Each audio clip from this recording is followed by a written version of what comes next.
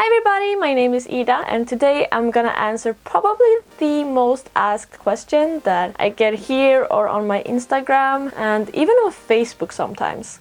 How did you become a model in Korea?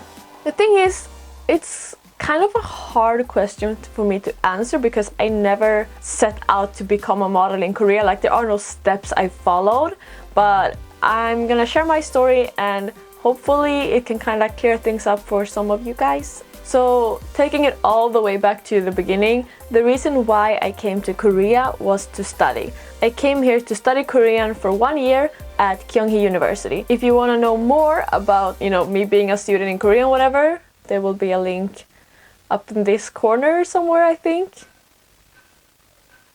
It's here, right? There.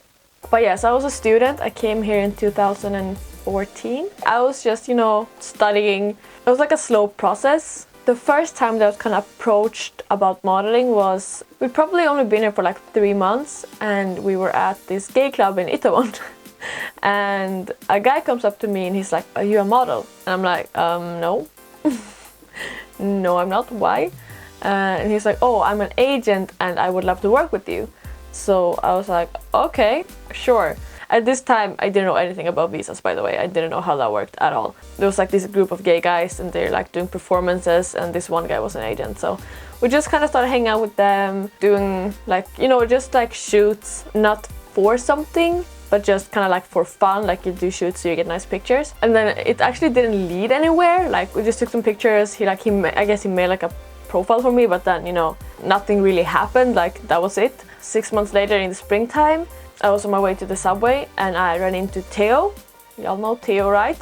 He had recently started working with this drama agency where they find extras for dramas. The thing is, if you're a student, you can actually get permission to work from the school. Like, you can get permission to do photo shoots, stuff like that. Not as a constant thing, but you can apply for permission to do that and they can grant it, whatever. So he was doing that and then I kind of ran into them, and after that, that agent asked him for my contact as well because she wanted to work with me. So I started doing drama extra shoots every now and then. Not that often, but just, every once in a while with Theo and sometimes without Theo. Fast forward a couple of weeks to Fashion Week. I'm so sorry, but my recorder died, so I pretty much have to reshoot like 15 minutes of this video.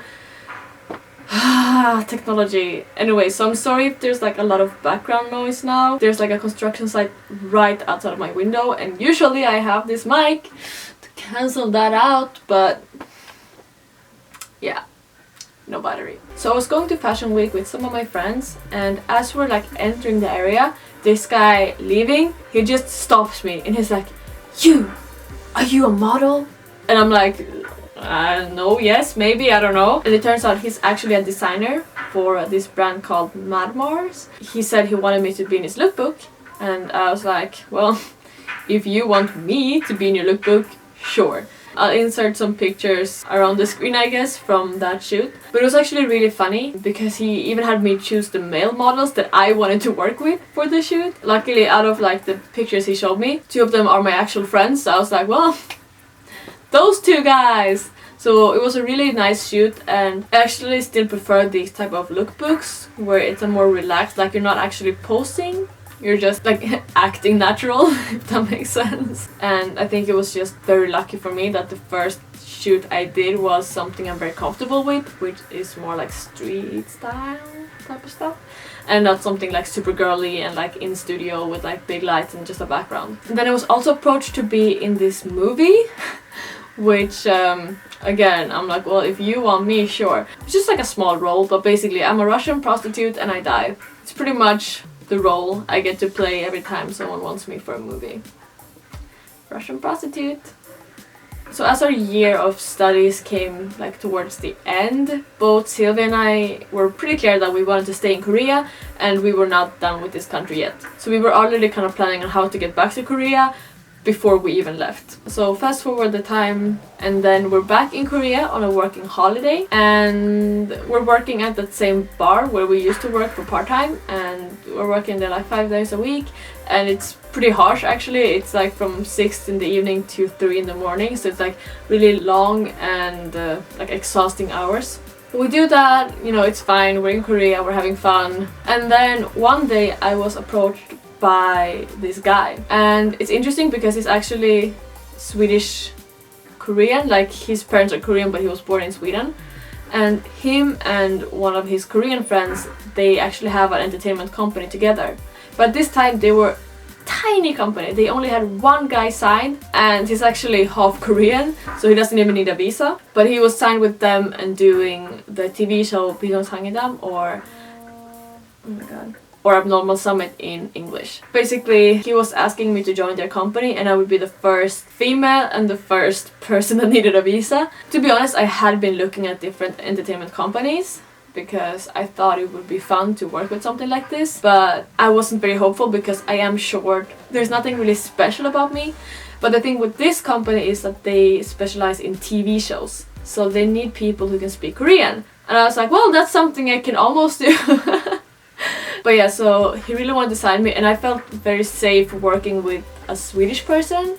Like, no offense to Koreans, but of course it feels better to me to, you know, talk about the contract and everything in Swedish opposed to in Korean, where I might miss some details, you never know. But yeah, so I signed a contract with this really tiny company called Double Shot Entertainment, and then the whole process of getting a visa started. Basically, in Korea, if you want to learn more about visas, we have a video somewhere in the corner description, I don't know, somewhere, about visas in Korea, but this is a very shallow explanation of what's going on. So there are two visas pretty much that you can do entertainment work on, unless you're married or like an actual Korean citizen, and they are C4 and E6. What you want is E6, which is a 1-year entertainment visa, unlimited. You can do pretty much everything on that visa. And then there's a C4 visa, which is just a 3-month visa, and you can still do entertainment work, but you basically have to leave Korea once every 3 months, so it can kind of stack up with costs if you're traveling a lot and you have to be out of the country for a while and then come back. So of course I wanted the E6, and that's what my company wanted me to have, because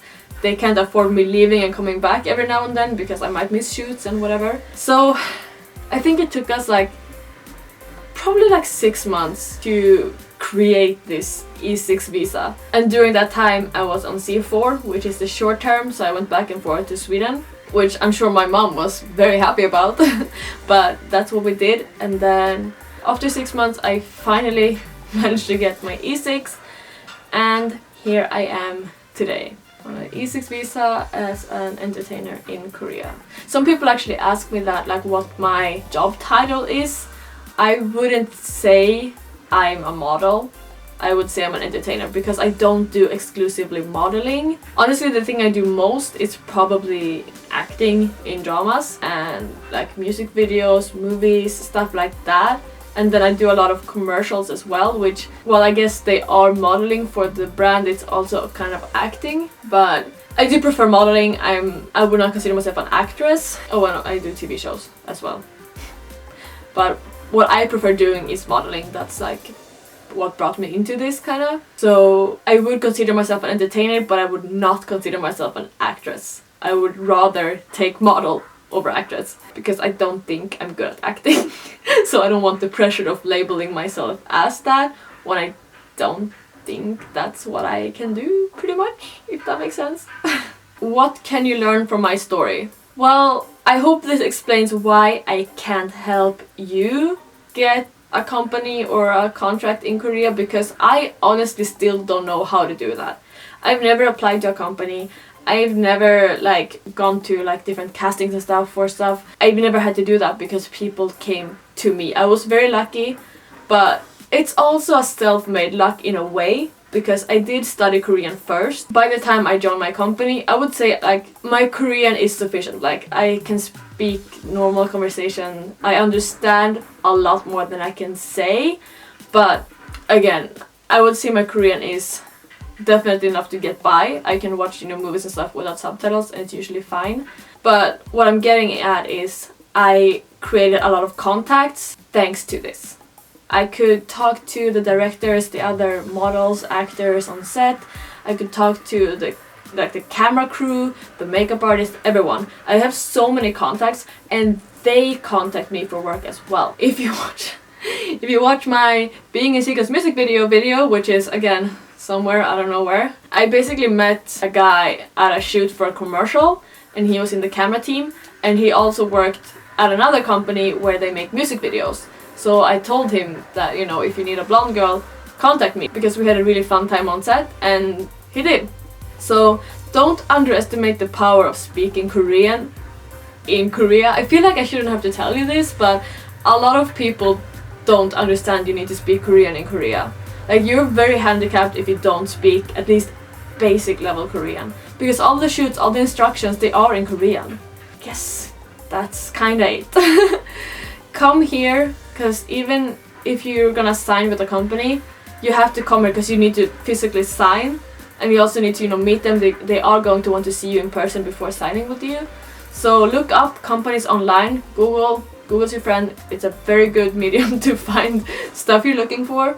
Google companies, contact them, send them your stuff, and then come here on a tourist visa or maybe even working holiday and meet people. Just talk to people, talk to agents, see who might be willing to pick you up.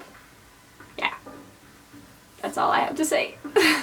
I hope this answered all of your questions, but if you still have some questions that were not answered in this video or any of the videos I linked, or our modeling and acting in Korea video, or if I guess you're just too lazy to watch all those videos, leave your questions down in the comments below. Don't forget to like and subscribe the video, share this, because I think a lot of people are actually wondering about this, so they might actually appreciate it. As always, I will see you in the next video. Bye! Hey Silvia, so you know who Bob is, right? You know our friend Bob. And I was like, yeah, what do you mean? And they proceed to tell me that he has told them that he thinks I'm pretty and would like to get to know me. So obviously on the inside I was like ecstatic, and on the outside I was like, oh, okay, cool, just playing it cool.